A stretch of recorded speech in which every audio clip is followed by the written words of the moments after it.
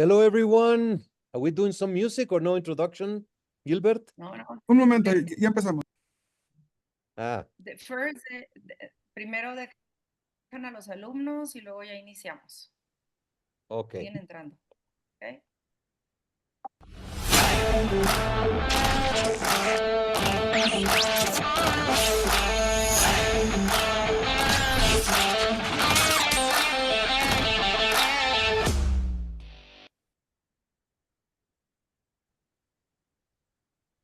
Hola, hello everybody, good morning.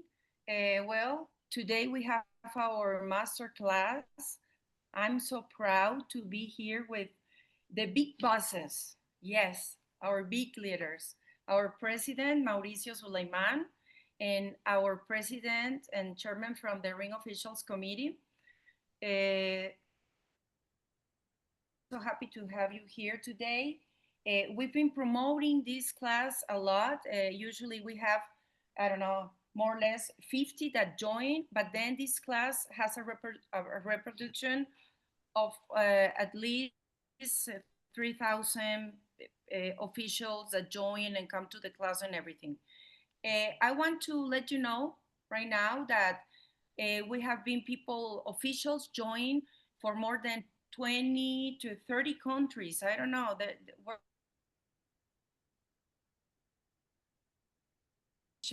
from Latin America, from US, Canada. So these classes, this master class and these talks have been very, very helpful for the officials, for the analysis and everything. I just want to make that introduction and give you that good news. And the class is all yours. Welcome both. Thank you, Xochitl. Good morning, good afternoon, good night, everyone. I am thrilled to be with my mentor, Dwayne Ford, one of the greatest boxing personalities in the history of our sport, one of the greatest judges, and an absolute legend in the sport. So happy to see people from all over the world. I see Spain, Panama, Australia, Germany. People keep joining. It's very encouraging to see this class and the presence of so many dear members of the boxing community. My name is Mauricio Suleiman, president of the WBC. So this is a master class for the month of August. And I just leave it to Dwayne Ford. He's gonna do what he knows to do best. He's a great teacher, a great leader. And we invite you all to join and to ask and to get ready to share information. And just a simple comment. Whoever thinks that he is expert enough and there is nothing that he can learn is a complete lost human being. We all learn every day. We all must have the mental attitude that we have things to learn, to improve, that every performance that we do has to be evaluated, reviewed, and then see what areas we need to work on to improve.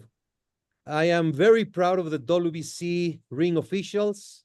You are all honorable, hardworking members of the boxing community.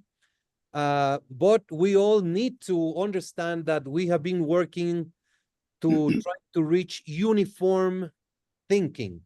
Scoring is like a language. You speak English, you speak French, you speak Spanish. If you are not talking the same language, it's that you're not scoring the same. If you don't have that scoring criteria as your language and you have differences, then you're going to be scoring different the fights. So I leave it to Dwayne Ford. I'm very much looking forward to this class because this is my favorite topic. So Dwayne, please go ahead. Thank you very much. Thank you, my president, and thank everyone who's on today. Today's discussion is going to be a little bit different because we're looking to talk to the deeply experienced officials. And Mauricio said something that really interested me just now, and that is we can always learn something. You know, the longer I'm in boxing, the more I realize how little I know about boxing. And today, as we get deeper into this discussion, we're talking on subjects that only the real experienced person or judges will understand. And what I mean by that is recently we've had some unusual, pardon me, unusual scores, difficult scores to understand. When you're a judge and you're getting a lot of fights, and I'm talking about big fights, and you get them over and over and over, something is happening there. For example, Gabby, would you put up the Conchero, the first slide?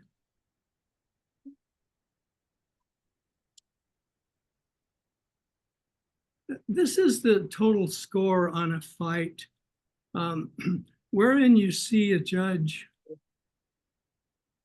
This is the total score on a recent fight. The yellow on the screen would indicate he was in the minority. The judge on the left, the far left, is at 114, 114. The judge in the middle had a score of 115, 113, with one round, the seventh round, being out of the being in the minority.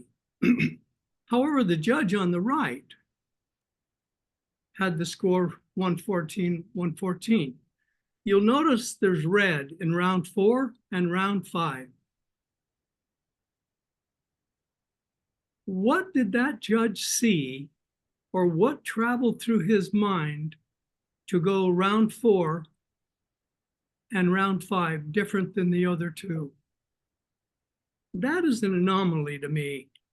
Something went through that judge's mind that the other two judges didn't see or didn't agree with. Let's go to the next slide.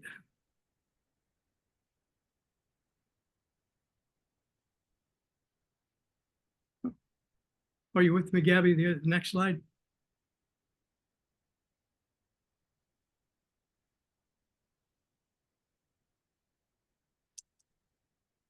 Well, in this fight here, we see the scores 14-13 and 12-15, very close fight.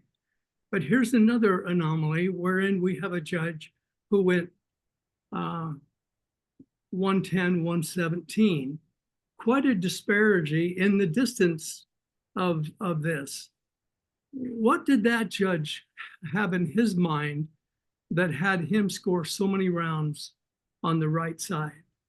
The next slide.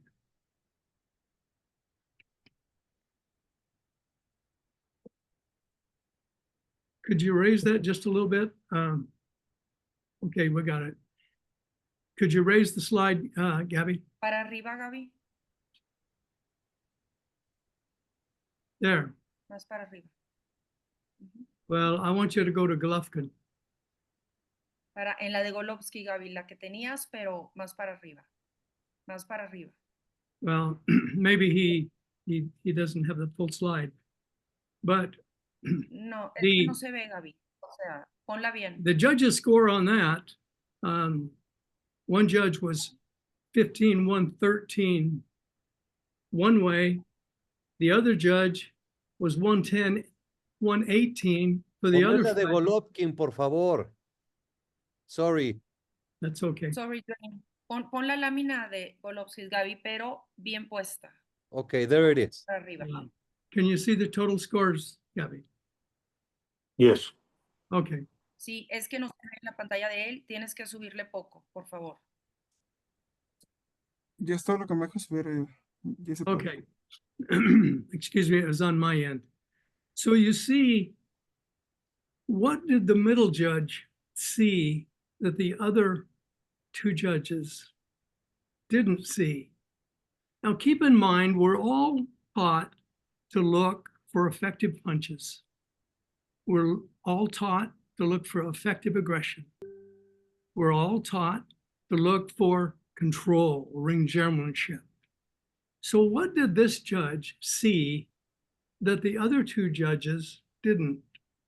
And this is the mental part of judging that I'd really like to address today. You can change the slide. Do you want the next one? Yeah, but let's hold it right here. Is this a form of loss of concentration? If we go back to the slide that we saw earlier, where the one judge had the fourth and fifth round in red on that slide, did he lose his concentration in the fourth round? Something happened there. Was it a loss of concentration? Was it a loss of focus? Was he focusing on the wrong things?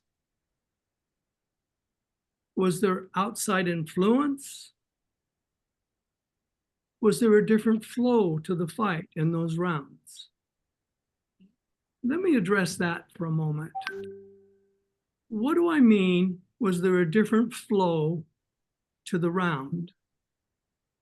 Let's say in the first round, fighter A is winning close. And in the second round, fighter A is still winning close, a little bit closer to moderate, but he's winning close. And in the third round, he's still winning close. In the fourth round, he's winning really close, but the other fighter landed some punches and did better. A lot of time, the mental thinking of the judge is, oh, he's fighting back, and so they catch that and give the round to the B fighter. That fighter did better in the round, but he didn't win it.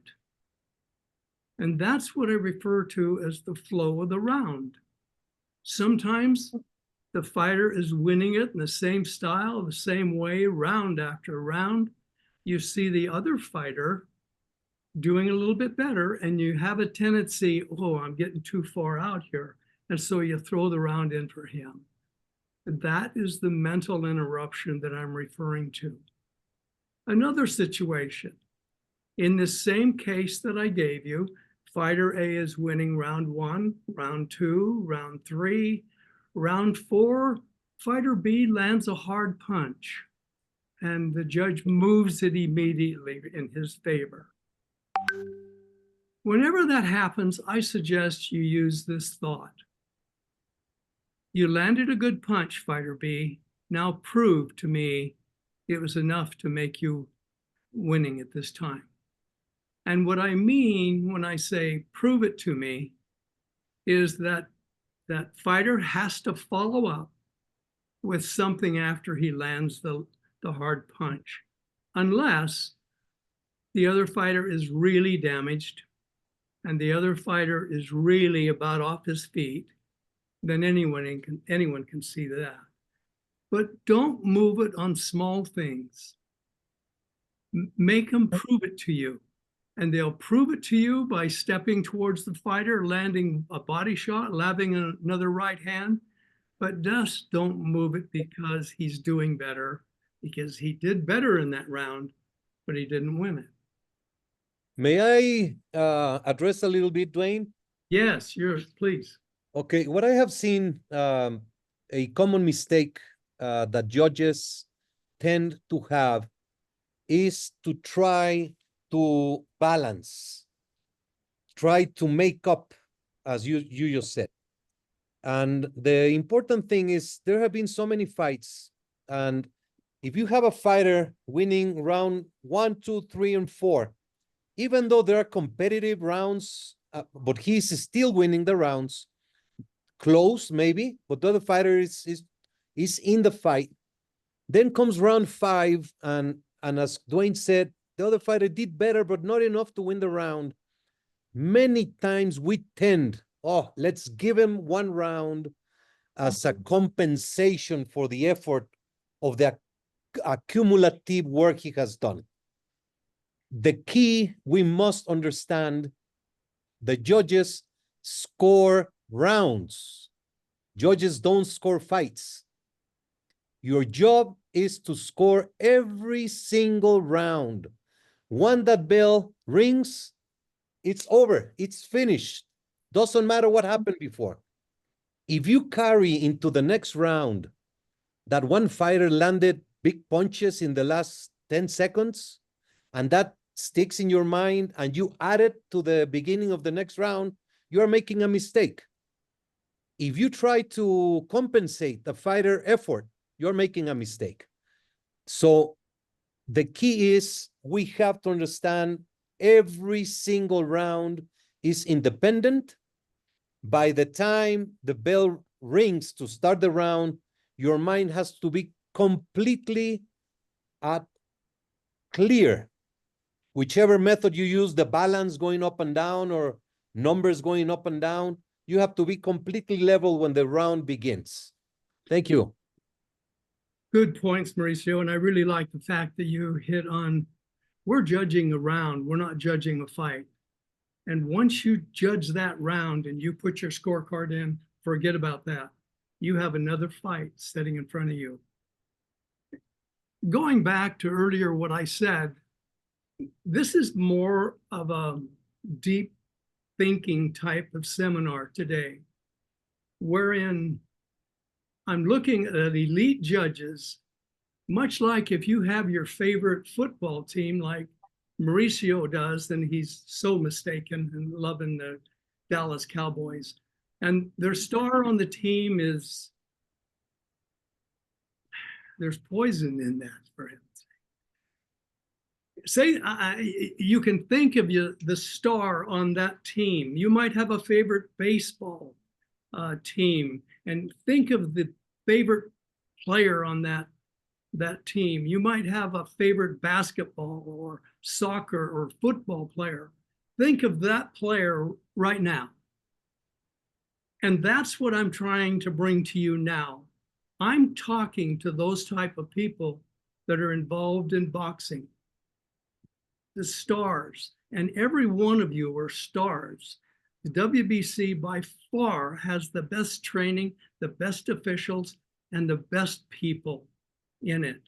But I'm talking in terms of a group of you out there that are stars. Now, inasmuch as you're stars, you have a higher responsibility. And that higher responsibility comes when you are on a level and they watch your score come across and there's a little bit of bleep there, a little bleep, a little red light comes on that you're out of the norm. For you superstars, for you high-level judges, that becomes an explosion because it's showing that you're out of the norm. So your responsibility is to make sure you are mentally ready, you're physically prepared, and you're going to set the example for those judges, and there's many of them out there that don't get to sit in the judge's seat that you do. This is a choice blessing when you receive a fight assignment to go out and do a WBC fight. You have to really prepare. You can't be arrogant. You can't be puffy. You have to be humble and work hard, not only in your actions, not only in friendship, but mentally prepared, physically prepared, and being humble and appreciative. Now, I want to move to something that I think we're talking about, but we're afraid to mention. And that is your mental wellness. I believe that this affects every judge. You see, a ring official, you're prone to many stressful situations. So it's important to find strategies that help you perform at your best. Pay close attention to your mental health. If you have any of these symptoms, it's most likely that you're not managing your mental health, anxiety, insecurity, fear, distrust, muscle tension, lack of concentration, doubt, negative thoughts. We could go on and talk further on this. And I really believe that we need to, in this forum, go further into our mental health and give you ideas as to move yourself. Now, so many officials that are, everybody thinks they're a great official, but I'm sorry, you're not. I wish everybody was on the same plane, but they're not. But I hope everybody has the desire that I want to get there, and I'm going to get there. And I'm going to get there by learning at every meeting you go to, at every fight you go to. And you older judges, I think you have the responsibility to not lecture the younger ones, but to teach them. May I, just get back. may, I'm I- sorry, I'm go ahead. sorry, may I interrupt? You're talking about mental health.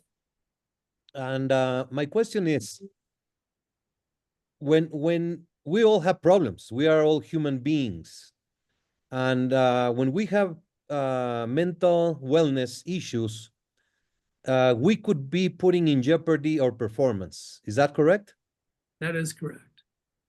So the recommendation is, if someone is going through difficult times, go ahead and try to address them and resolve them. Some people may find a comfort zone in doing their job. It doesn't mean that you have to be pulled out of a fight if you're going through something. But the message is that if you are having mental wellness situation, don't let it drag on. Attend to it. If you have problems at home, problems at work, economy, health, Boyfriend, anxiety. girlfriend. I'm sorry, Xochitl? No, it's just Dwayne, before this talk, he mentioned problems, marital problems, boyfriend, girlfriend, so many things that take your concentration away. And sometimes we don't affirm them, we say we don't give them the importance. But once these ring officials are at the ring, they have to be 100%, 100%. And they need Absolutely, to be like so absolutely. responsible to accept that situation. Yeah. Mauricio really nailed it. It's not a bad thing that you might have some of the things that I read off: anxiety, insecurity, fear, distrust, muscle tension, lack of concentration, doubt, negative thoughts. As a boxing judge, I've had them all. But I never took them home with me. I always dealt with them. I didn't go online to read what the people were saying about my scores because I couldn't do anything about it. And therefore, I didn't care what they said.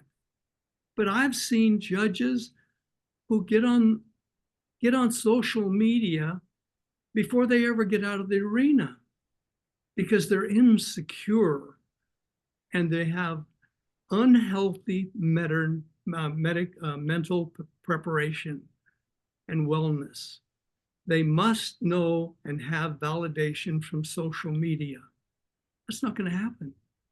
And the reason is that people on social media have never been to one of these, have never been to any training through the ABC or the WBC or whatever. So why do you want validation from somebody on the internet that doesn't know what they're talking about? And so now that you're talking about social media, I'm sorry to interrupt again. no, I want you. Dwayne, the NABF, the WBC, has been very strong in trying to have the ring officials understand the dangers of being in social media. We all are in boxing. Officiating is not your job. It's not your primary income. You all have, you are engineer, doctor, electrician, whatever you are that you do in your life, and then you judge or referee or supervise fights. So it is normal. It is crazy to think one person does not have social media in 2025. Everybody has Facebook, Twitter, Instagram, TikTok, whatever. But if you are an elite ring official, you have to understand that the recommendation is that you no longer engage in social media. If you have a social media, you must never use boxing in your social media. Just 2 weeks ago, a boxing judge was removed from officiating the Clarissa Shields fight because this boxing judge had made racial statements on Twitter. I don't know if you know about this, but this judge was removed. She had been appointed to officiate the fight. There was a complaint about it, and she was removed by the boxing commission. So think about it. If you like, it is only natural that you like Instagram and you go in and follow and see. But if you are an elite official in boxing, you better not post nothing about fighters, nothing about boxing. Nobody cares about your opinion if you're working in boxing. So be very careful, because if you post a picture with Manny Pacquiao hugging him, may be assured that most likely you will be out of the list whenever a list of officials are submitted for appointments. Thank you. Thank you, Mauricio. And Now- can I make a comment before? Sorry to interrupt. Just I've been listening to some of these WBC talks, learning so much from Dwayne and you, Mauricio. And I think a main point here is the code of ethics that WBC has, and that's a big difference from other organizations. And now, with all this topic, we are talking about the well-being, the mental health of the ring officials should be part of this code of ethics, because it's not ethical to go into an appointment if you are not ready for it, if you are not mental health like all straight. Thank you. I don't know. Thank It's just you. a comment, Thank you, but I Sasha. want to point. I Yeah. want to Code of I want to ethics is separate the important. discussion here. I want to separate the fact that I'm not talking about social media and code of ethics. I'm talking about judges who need to go online immediately after their fight and have social media validate their score. We could spend a whole day on code of ethics, and there's so many violating code of ethics out there that we would end up with no officials at all if we enforced it. That's a rampant problem for another day. What I'm talking about is your mental health, that you're addicted to go on and see what X is saying about you. If you need that, you're showing yourself as, yes? No, nothing. It's So just- let me do this. Let me just go to one thing and then we can maybe have some questions. But there's some things that you could do if you struggle with anxiety over your boxing, worrying about your next assignment, worried about the commissioner being upset with you, or your fear of something, and if I score that way, I'm going to be in trouble, or you have muscle tension or lack of concentration, you have doubt, you're jealous of other officials that might be getting the fights and you're not. Here's some things you could think about doing. Perform positive or visual Asian exercises. Establish a routine and be disciplined with your goals. Use breathing techniques to manage your stress. Rely on your support networks. A little advice never hurts. Make time for activities that relax you outside of the ring, such as hobbies. Establish a clear boundaries between your work and your personal life. Stay up to date on issues that affect you, such as rules and what are the trends. I'm just encouraging the officials today to think better of yourself and don't rely on somebody else confirming your score, because that is part of managing your mental wellness. Now, if there's any questions, and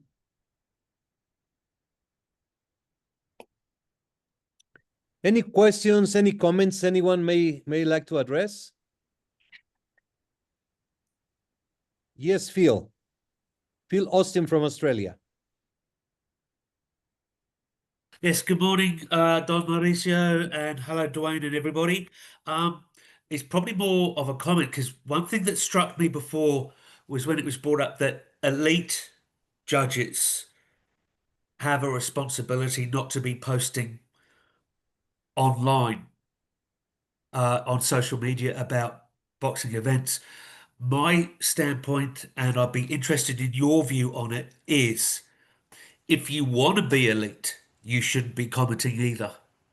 If you want to be the best, you have to act like the best. What do you think?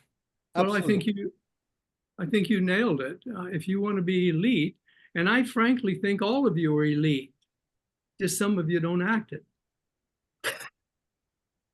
I try.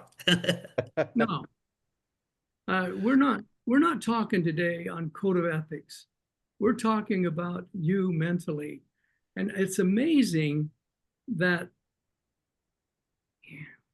sometimes if you have family issues, then you need to put those to rest before you go do your fight. I tell the story of years ago. I was leaving to go to the fights, and my daughter asked me if she could do something that night, and I told her no. And so she and I had a little fuss as I closed the door. When I was at the arena, that kept coming into my mind. If you have family issues, if you have work, tidy them up before you get to the arena.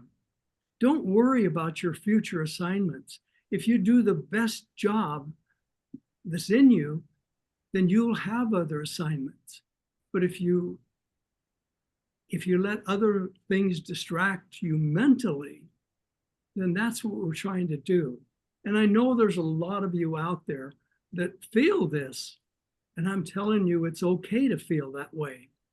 Just manage your distraction, manage yourself so that you're going to score that round like you saw it. You're going to write down your card and you're going to turn it in and not worry about it. The hardest fights I ever judged in my life was a 15-round fight where the same fighter was winning every round. Round 10 or 11, you're thinking to yourself, oh, I hope I'm not the only one. But I had faith that this is what I'm seeing. And sure enough, there were many times that we did have 15-round shutouts. Have confidence in yourself, not arrogance. Have confidence in yourself, because I have confidence to everyone that we assign. May I touch on a point? Every single round counts the same. So you cannot see round 1, 2, 7, 8, or 11, 12 as different. They count absolutely the same. And there's that tendency that if you think you're giving too many rounds to one fighter, and you modify and adjust, then guess what? The other fighter comes strong in the later rounds, and then those rounds that you gave away naively, then will end up messing the final score of the fight. Every single round is the same. It counts the same, but you have to be completely concentrated. Many judges start the fight and they're not ready. They're not warm up to begin. And then that's when the differences in score happen. The danger zone is the first 4 rounds and not being ready, and the last 3. But anyone have any questions? Dwayne, can I make a comment? No. Yes, Steve. Good seeing you. There's a certain amount of pressure that comes with sitting in that chair, and especially at the top level elite fights, as you've described it. And if you're not mentally ready, if you haven't cleaned house, then that pressure is going to show through, and it's going to get to you, and it's going to get to you quickly, as you said, that probably within the first 4 rounds. So the pressure is a privilege at that level, but if you're not prepared for that pressure, it's going to find its way in very quickly. Just a thought towards the mental. It's a good thought. It's a good thought, Steve. You know, I personally had a little routine that I did on every one of my fights, whether I was doing a 4-rounder or a 15-rounder or a championship. And I had a routine when I got to the arena. I would sit with the officials and we would laugh and joke and have a good time and be happy with each other and make fun of each other. And then about 15 minutes before my assignment, I would separate from them. I'd go on the other side of the arena. I would sit down and I would score 4 or 5 rounds really hard, focus. And then I'd go back, and a lot of times I was in the hallways just giving thought, clearing my mechanism. The last thing I did is visit the men's room and then clear the mechanism and go. But you have to put preparation. If you give no thought to that fight until you put yourself in that seat and you say, "Oh, I gotta get myself ready," you're late. And it's okay. Pressure makes you good. Absolutely. Pressure makes you good. I found that in my marriage with my wife. She puts a lot of pressure on me, so I'm trying to be a good husband. Thank you. But I might mention, as not a side note, but a real happy note that Mauricio and I are thrilled on, is that at the ABC conference in New Orleans, those of you who don't know what it is, it's the Association of Boxing Commissioners within the United States, and Canada takes part, and also Mexico commissions. But they asked me to speak on the close, moderate, decisive, and extreme decisive, and I did, and we challenged the states to move to that. California, Andy Foster, in the meeting, redesigned his scorecard to have close, moderate, decisive. He left off extreme decisive, but he's going to fix that. But again, I want to reiterate, for those of you who don't know, have a clear definition of close, moderate, decisive. And the key words are, on a close fight, 10-9 is a very narrow margin of victory. On a close round, you'll see judges, one judge going this way and the other judge going the other way with 10-9 close. Maybe one punch might change to the other. And then the next one is moderate 10-9. It's a clear margin. You definitely know who won that. And then the next step is the decisive, which is a large margin.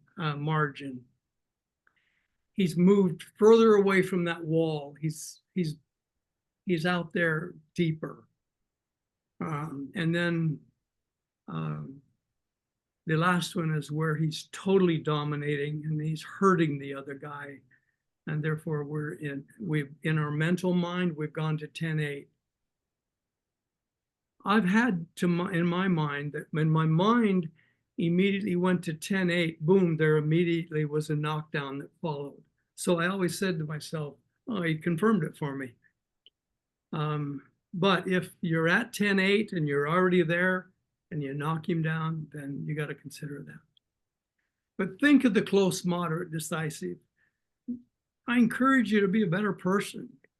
Don't be threatened because the other judges around you are getting in fights. Just work harder.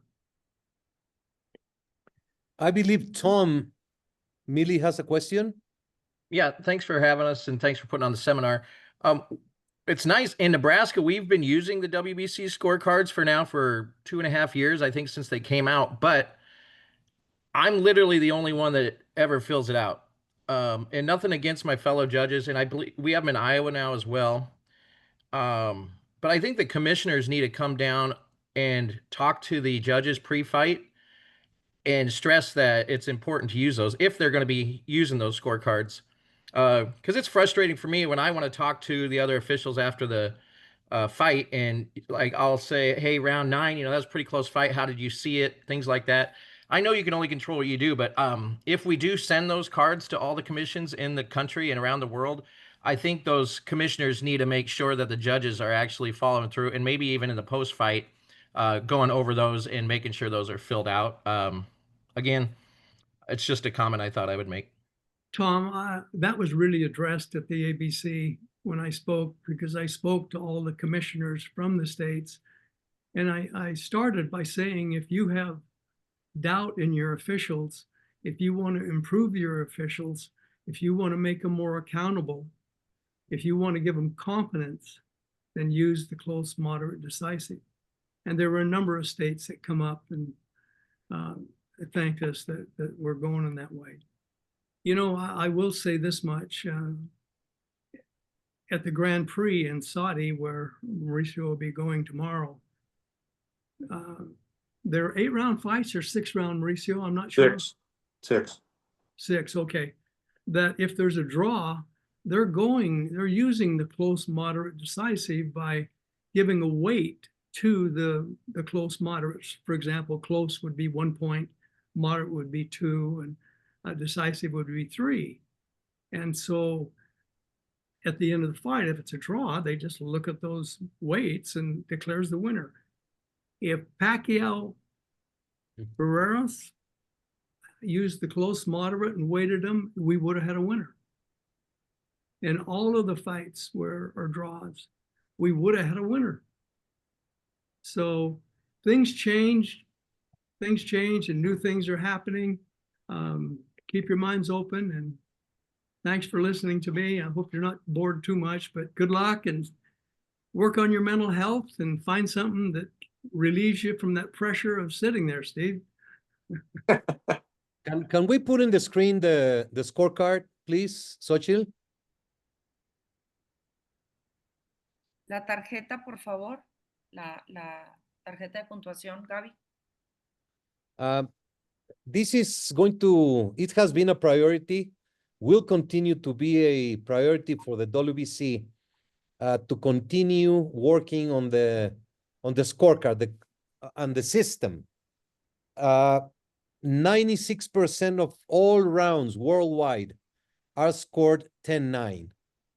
And Dwayne has touched on everything, and it is clear that as a very simple example, a 4-round fight, I've seen many of this. The first 2 rounds are won by one fighter in a very close way. Then round 3 and round 4 comes, and the other fighter wins decisively. And the fight at the end is a draw, and the whole crowd is crazy because they saw one fighter dominating completely. So this is the way the scorecard looks. Of course, we branded it for the Grand Prix, which is taking place in Riyadh. But basically what you have to do as a judge, you score with the points. There's a round, you score 10-9. And then what you have to simply check on the box, if the round was close, moderate, decisive, or extreme. What Tom was referring is that he does mark the boxes and the other two judges do not. And that's a problem of the commission, that if they do have the card, which is great in Nebraska, it's a sensational starting point, they have to use the boxes. So what we will do, and thank you for letting us know, we're going to have a call with Nebraska and explain this. Maybe I'm sure the commissioner does not understand the scorecard. We have used it for a couple of years in the remote scoring that we do of fights. And this has helped the judges simply to concentrate better. Even if at this moment there is no use for the CMDE in any other than the Grand Prix, it has helped the WBC officials committee evaluate the performance of the online judges. In WBC fights, when the scorecards are used, when we receive them back from the supervisor, we are able to see what the judge was seeing in the fight. And it helps very much to grade the performance of the judges. This is work in progress, but the more people are used to the scorecard and the system, it will be sensational. I see Zach Young will be doing some orienteering in Costa Rica. So that would be very nice if you can also introduce that, Zach. Dwayne, do we have, si quiere ya quita la tarjeta. Do we have any other topic that you would like to touch base? We could go on with other topics, but I think today the barrel's full. Okay. Are there any questions or comments from the audience? I can tell you that having been in the Grand Prix in Riyadh in late June and having seen that additional scoring system, if you want to call it that, to prevent the ties, it was very impressive. It worked very, very well. And I'm a product of Dwayne Ford. And many, many years ago, he told me that a good judge can tell you who won a round, but a great judge can tell you by how much he won the round. And this is a perfect tool to refine all of those things. I'm 100% for it, for whatever that's worth, because I've seen it in action. Thank you. Thank you, everybody, for putting this on today. It's been fantastic. Thank you, Phil. Real quick, Sochi just mentioned something to me on WhatsApp, but when I was at the ABC, I did speak to several judges about the Bally's app, and they were really receptive. I've given some suggestions that they passed on to me. I was a little nervous about the original remote scoring that we do, which I love for live fights, and but I think, and Dwayne, obviously you guys know this more than me, but they were also positive about just making their one system as long as it was, integrated correctly and that the results came up immediately. And also that we, on the live fights, that they were shut off after a certain period of time. So you couldn't learn the scores and then score the fights. But, and then there were some other judges that aren't WBC judges or don't go to our conferences and didn't know about it. And they were also really excited about it. So I think that's going to also help judges as well. So looking forward to getting that launched. Super. For those who don't know the Bally's app, we have worked with Bally's. They have been instrumental in putting technology so you can score remotely fights, and then the more scores that you have in the system, it allows the WBC officials committee to see your activity, your performance. In this one, you cannot change your score. Before, you could go back and modify your scores and make it look better when it was still open. But we're very, very excited. There's so many things that we are trying to do. Every weekend, we see different things that happen. And there is no greater tragedy in boxing than a bad decision. And that can be caused by one round. If you're not fully concentrated, if you, by some reason, lost it in a round, it's a great mistake to score it and just leave it like that. But we're confident, we're working hard. For you all to be here at this moment is very important. We appreciate it very much because it means you care and you are continuing to learn and share and work together as a team. So do you have any closing comments, my dear Dwayne? You know, I do.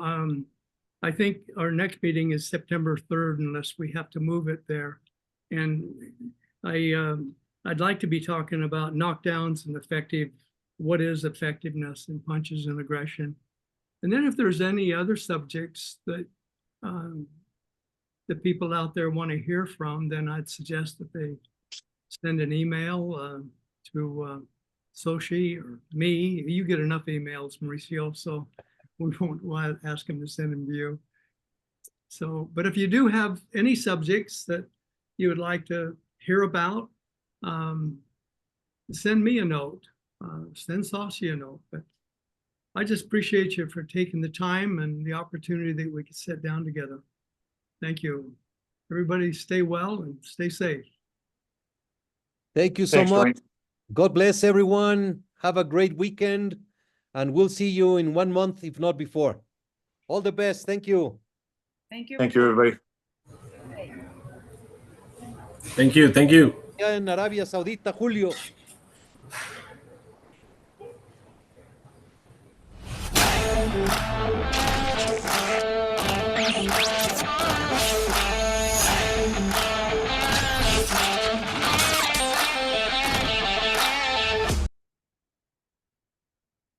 Have a great day, everybody. It was lovely to see you all.